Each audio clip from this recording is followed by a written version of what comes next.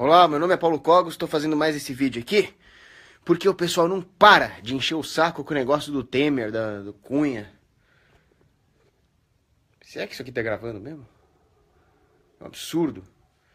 E o fato é que as pessoas estão perdendo seu tempo. Eu já expliquei isso num vídeo ontem. Mas o que eu quero dizer é que não existe algo como uma crise política. É óbvio que vai haver disputas pelas posições políticas. Porque a posição política é uma posição muito confortável. Pelo menos materialmente. É uma posição onde você pode usurpar, espolhar, roubar, enganar à vontade, sem medo de retaliação. Então é claro que vai haver disputas de poder dentro da política para ocupar esses cargos criminosos, esses cargos de vida fácil, esses cargos de gente parasita, vagabunda e criminosa. Então, por que alguém se surpreende? Por que demônio alguém se surpreende que existem brigas de poder entre os próprios políticos? É claro que a maioria dessas brigas é fachada. É claro que essas brigas servem simplesmente para dividir as pessoas em times, em equipes, como se fosse uma gincana, e tirar delas a verdadeira atenção para o verdadeiro conflito, que é o conflito do Estado contra a sociedade. Mas é claro que os indivíduos que compõem o Estado têm os seus interesses pessoais e eles vão brigar para ver quem ocupa as posições de poder, ou seja, quem é que rouba mais gente. Quem é que vai ficar lá parasitando a população por mais tempo. Então, se a própria existência da política é antiética, eles estão lá para roubar o povo, por que eles acham que vai ter alguma honradez entre os próprios, né? Mas essa não é a questão. A briga entre os políticos não deve nos afetar. Eles que se fodam, eles que morram. O problema é a existência da política, mas o que é interessante é que eles conseguem fazer a população engolir o jogo deles. Então eles capitalizam o próprio conflito interno que existe dentro do sistema político para se locupletar, porque isso desvia a atenção da população. A população acha um absurdo as agressõezinhas que existem de um político contra o outro e não acha um absurdo a grande agressão do sistema contra nós. Como eles conseguem manipular a população desse jeito? Porque o Estado é um grande mecanismo de guerra psicológica. A guerra que eu tanto me refiro, a qual eu tanto me refiro, entre o Estado e a população, é principalmente uma guerra psicológica. Que se a guerra fosse na porrada, se fosse no meio da rua, quebra-pau, molotov, tiro de AK, a população ganhava, e ganhava fácil. Que é muita gente, cara. É muita gente contra os políticos. Se a população acordasse e falasse, pô, minha família, meus amigos, minha comunidade, pô, vamos matar esses políticos, acabava, cara. No pau, na porrada, na facada, num chute, na voadora, nós ganhávamos. O problema é que na guerra psicológica o Estado realmente é muito bom. Ele é realmente superior em propaganda, em mentira, em demagogia. Então, o Estado trabalha principalmente a guerra neocortical, os vieses de percepção, os vieses de raciocínio, os vieses psicológicos. E um deles é um viés de atribuição, que se chama Attribution Bias. Esse Attribution Bias ele foi teorizado por um psicólogo da escola de Gestalt chamado Fritz Heider. E o Fritz Heider percebeu que muitas vezes as pessoas tendem erroneamente a fazer uma distinção entre um comportamento individual, uma falsa distinção, e as exigências de um entorno institucional, por exemplo, ou de qualquer situação que seja.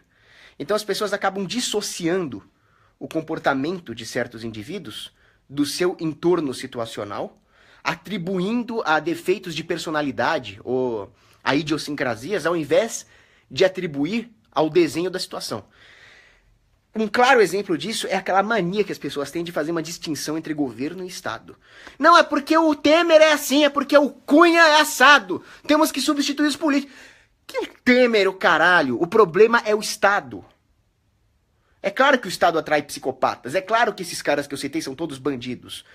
Mas isso é o que o Estado atrai. Isso é o incentivo que o Estado desenha. Então não adianta você falar, não adianta você chegar e achar que aquela específica prostituta daquele bordel é uma mulher promíscua. De fato, ela é.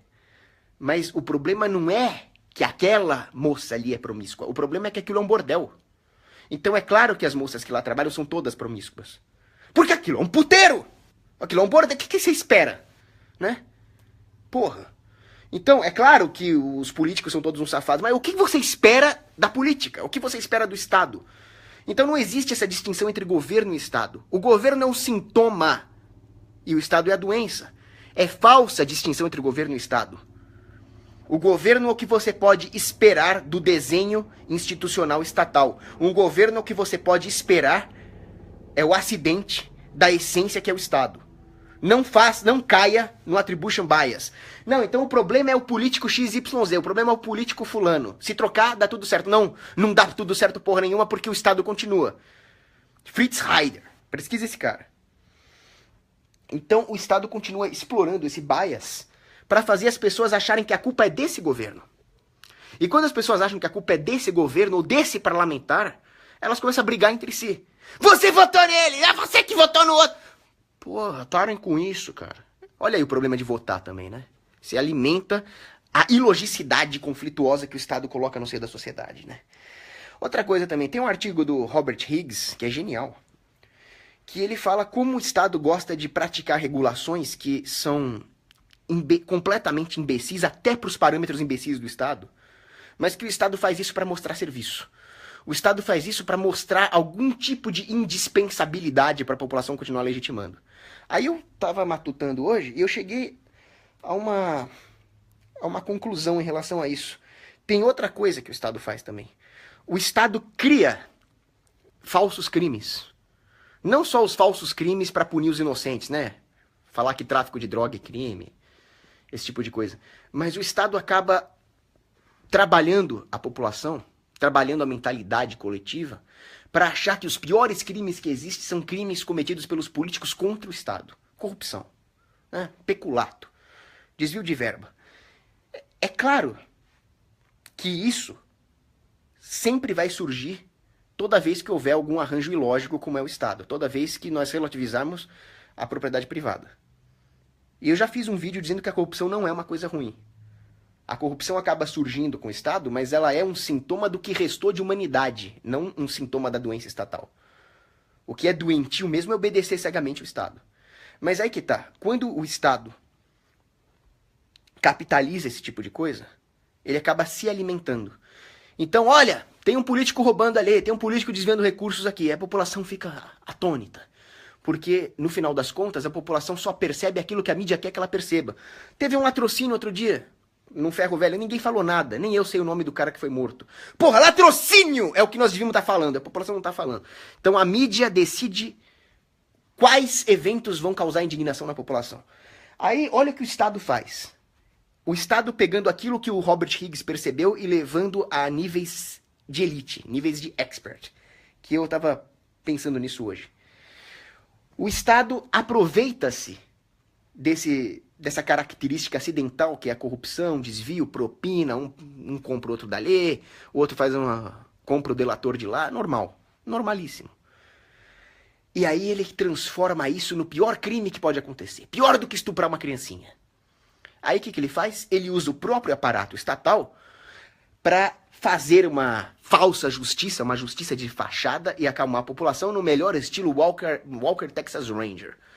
Nós somos os policiais federais, nós vamos prender os corruptos, nós vamos acabar com os corruptos, nós vamos colocar todo mundo na cadeia. Aí não tem mais direitos humanos, né? Toda aquela peninha que o pessoal tem de estuprador, toda aquela peninha que o pessoal tem de latrocida, acaba. Corrupto, vagabundo, filho da puta, tem que morrer. Aí o Estado sai como super-herói, né? Aí o pessoal começa a pensar o seguinte: então o problema realmente era o governo, não era o Estado. Aquele político era corrupto, aquele político era ladrão. E aí o Estado, o Moro, a Polícia Federal foi lá e desceu o cacete, é isso mesmo. Temos que ter um Estado mais forte, mais eficiente. Pronto, ele se alimentou. E vocês, otários, caíram. Como sempre. Eu já vi nego falar em voltar às Forças Armadas por causa dessa porra que deu com o Temer e com o Cunha. Ditadura militar. É claro que a democracia que tem hoje é muito pior que uma ditadura militar, mas quem disse que ditadura militar é bom, porra? O comunismo é uma ditadura militar. O dia que o comunismo chegar no Brasil, e vai chegar, vai ser pela mão dos militares. Parem de puxar o saco dessas azeitonas vagabundas. Então, saibam como o Estado age. O Estado se alimenta de todos os seus erros psicológicos. É assim que ele age. E aí, ele acaba modificando a nossa própria percepção moral. Tem uma frase do Joseph Sobran, que eu achei genial. Ele fala: a prova do sucesso da propaganda estatal é que a palavra Estado não causa temor na população. Você chega para a população e fala Estado. whatever, né?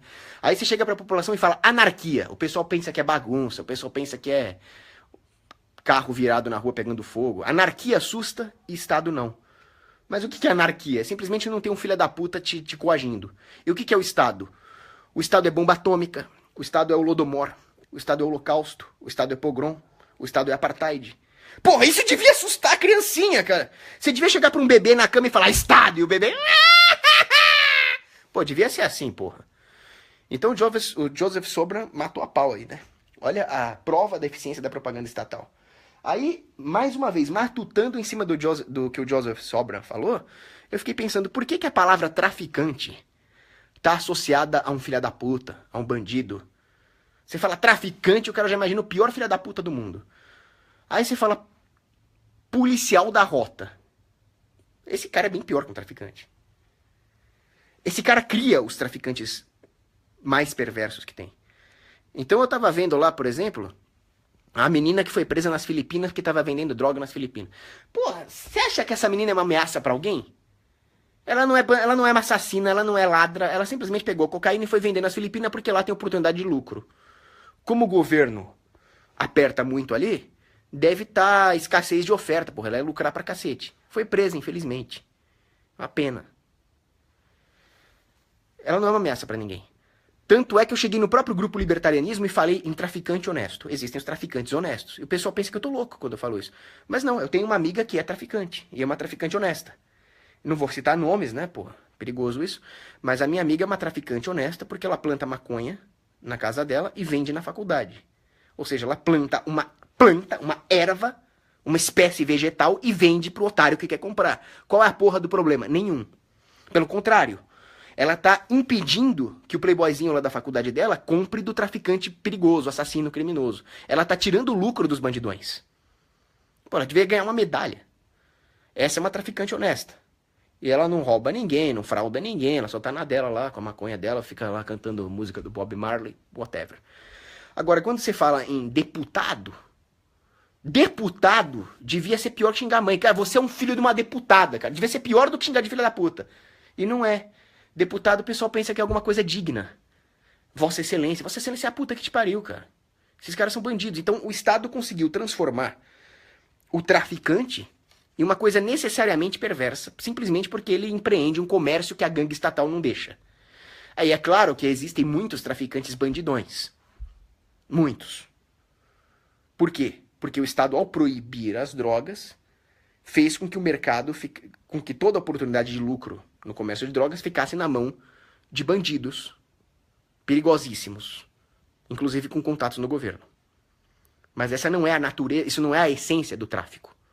Isso é um acidente causado pela proibição. Agora, o deputado não. O deputado é sempre um filho da puta. O deputado é sempre um vagabundo. O deputado é sempre um criminoso. Absolutamente sempre. O candidato a deputado também é sempre um filho da puta. O cara que tem essa arrogância moral, que é o grande mal dos tempos modernos, essa arrogância moral, achar que nós temos alguma capacidade de construir os nossos parâmetros morais sem Deus, isso é o mal do laicismo, do iluminismo, do modernismo. E toda a dignidade falsa, toda essa aura de falsa dignidade em torno dos políticos vem disso. Deputado devia ser um xingamento pior do que xingar a mãe. Traficante não. Vamos lá, responder perguntas que eu vou ter que sair.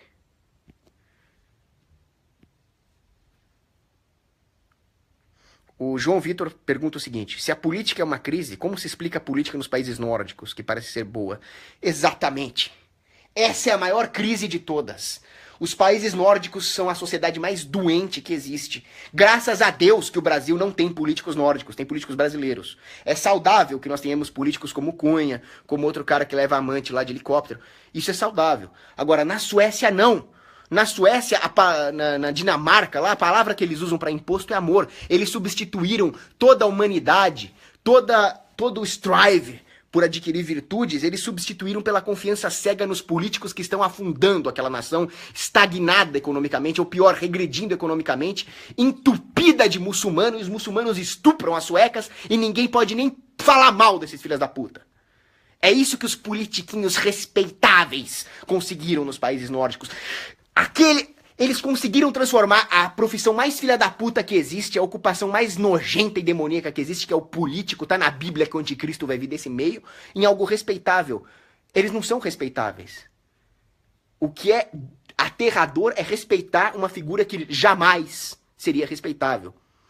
Portanto, é honesto, é transparente que um político coloque o sobrinho como assessor de gabinete ganhando 50 mil por mês sem concurso. Isso é saudável.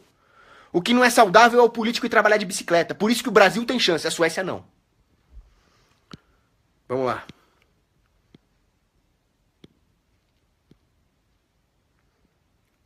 Um salve aí para os alunos do Dom Bosco, salesianos, excelentes.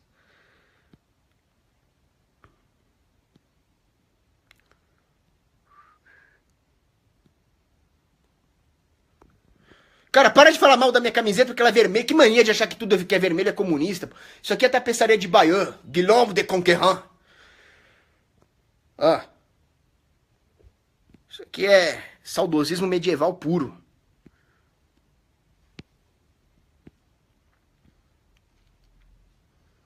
Leônidas Leão fez um excelente comentário aqui. O Estado moderno é um estado de insanidade mental. E não é deles, é nosso, que legitima essa merda.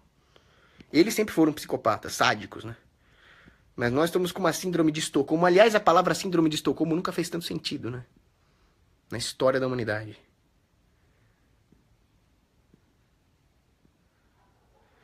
O Edmundo Morgatório da Fuça, que raio de nome é esse?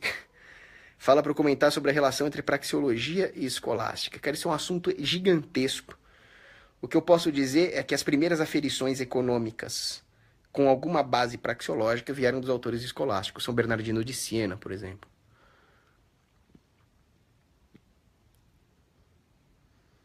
João Paulo II, por exemplo, era um grande praxeologista. Existe muita praxeologia em Aristóteles, que foi uma das inspirações da escolástica, né? Tem várias coisas que dá para falar, mas depois eu falo porque esse aqui é um assunto gigantesco e eu preciso sair.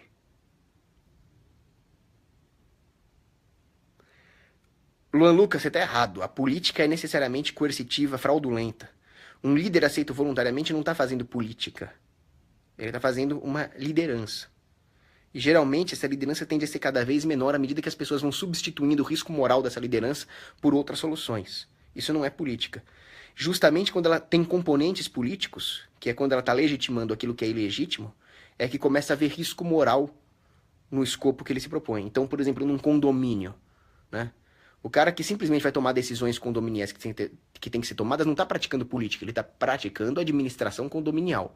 A hora que ele começa a querer dar um jeitinho, favorecer um aqui, desviar, aí já começa a ser político. Político é uma coisa, então, prejudicial, em detrimento da boa administração. A política é o contrário da boa administração, da ética, da técnica. É a negação da ética e da técnica. Felipe Oliveira Paiva, como você vê os nórdicos em um futuro próximo? Allahu Akbar! Infelizmente.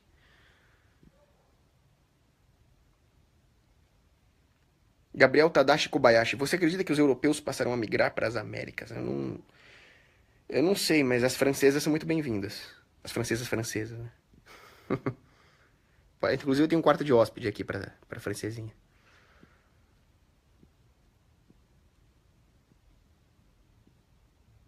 Tô pulando um monte aqui, eu tenho que sair. Tô meio apressado.